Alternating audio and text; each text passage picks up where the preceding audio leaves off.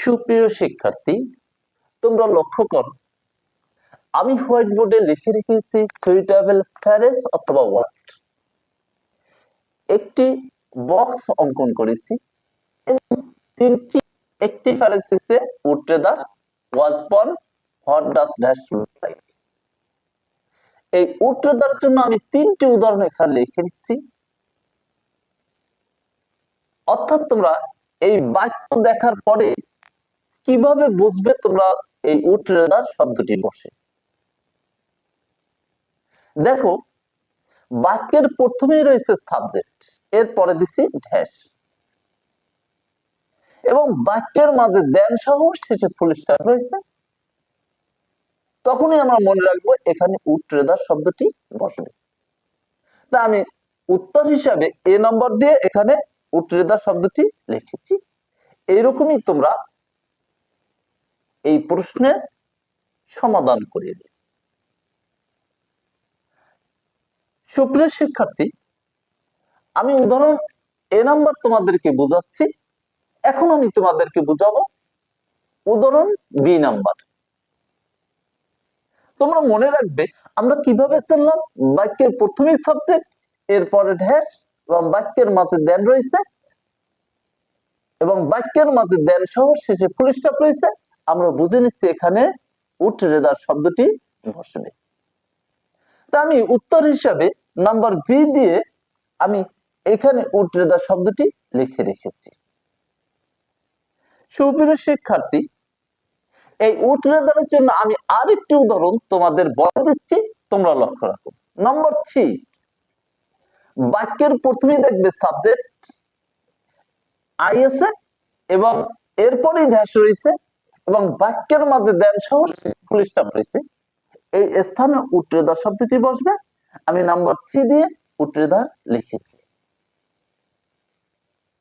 অর্থাৎ আমি তিনটি উদাহরণ উট্রেদারের দেখাচ্ছি, তোমরা লক্ষ্য করো।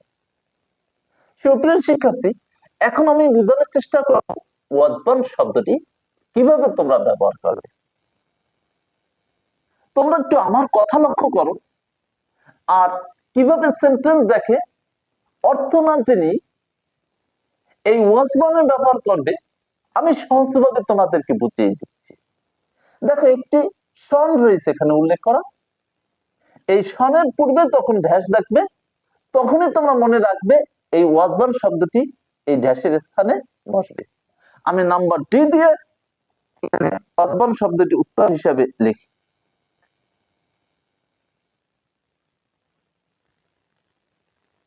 আরেকটি উদাহরণ আমি তৈরি করে রেখেছি, তোমরা লক্ষ্য করো। আমরা জানি জাতীয় কবি কাজী নজরুল ইসলাম 1899 সালে জন্মগ্রহণ করেন। এই শব্দটি এই সনের পূর্বে অর্থাৎ এখানেও আমরা সহজেই বলতে পারছি দিন তারিখ বছর শতাব্দী সহস্রাব্দের পূর্বে ড্যাশ থাকলে ওই ড্যাশের পূর্বে ওয়াজ বর্ন শব্দটি বসে। অর্থাৎ ই নাম্বারে উত্তর হিসাবে ওয়াজ বর্ন শব্দটি আমি এখানে লিখে রেখেছি। সুপ্রিয় শিক্ষার্থী, এই ওয়াজ বর্নের আরেকটি উদাহরণ আমি তোমাদের জন্য তৈরি করে রেখেছি, তোমরা লক্ষ্য করো। এখানেও রয়েছে 1771 সাল। এই সনের পূর্বে একটি ড্যাশ রয়েছে। আমরা বুঝে নিচ্ছি এই ড্যাশের স্থানে ওয়াজ বর্ন শব্দটি বসবে। দেখো, এফ নাম্বার দিয়ে এখানে এই ওয়াজ বর্নের ব্যবহার আমরা করেছি। এই তিনটি শব্দ হচ্ছে ওয়াজ বর্নের উদাহরণ। অর্থাৎ আমি তোমাদেরকে বুঝতে পেরেছি উট্রেদার আর ওয়াজ বর্ন। এখন আমি তোমাদেরকে বোঝানোর চেষ্টা করব what does dash look like কখন বসবে। তোমরা আমার উদাহরণের দিকে লক্ষ্য করো, আমি তোমাদেরকে সহজে বুঝিয়ে দিচ্ছি। নাম্বার জি, তোমরা একটু লক্ষ্য করো, এই একটি ড্যাশ রয়েছে এবং এই একটি ড্যাশ, দুইটি ড্যাশ এবং অর্থাৎ যখন তোমরা দেখবে কোন বাক্যে দুইটি ড্যাশ সহ শেষে এই প্রশ্নবোধক চিহ্ন রয়েছে, তখনই তোমরা মনে রাখবে এই ড্যাশের স্থানে, এই ড্যাশ দ্বয়ের স্থানে what does dash look like শব্দটি বসবে। আমি 2 নম্বর উদাহরণ উত্তর হিসাবে এখানে লিখে রেখেছি। সুপ্রিয় শিক্ষার্থী, এখন আমি তোমাদের জন্য এই what does dash look like এর আরেকটি উদাহরণ তোমাদের জন্য তৈরি করে রেখেছি। তোমরা একটু লক্ষ্য করো। নম্বর 8, এই সেন্টেন্সটা দেখো, এখান পর্যন্ত একটা প্রশ্নবোধক চিহ্ন রয়েছে।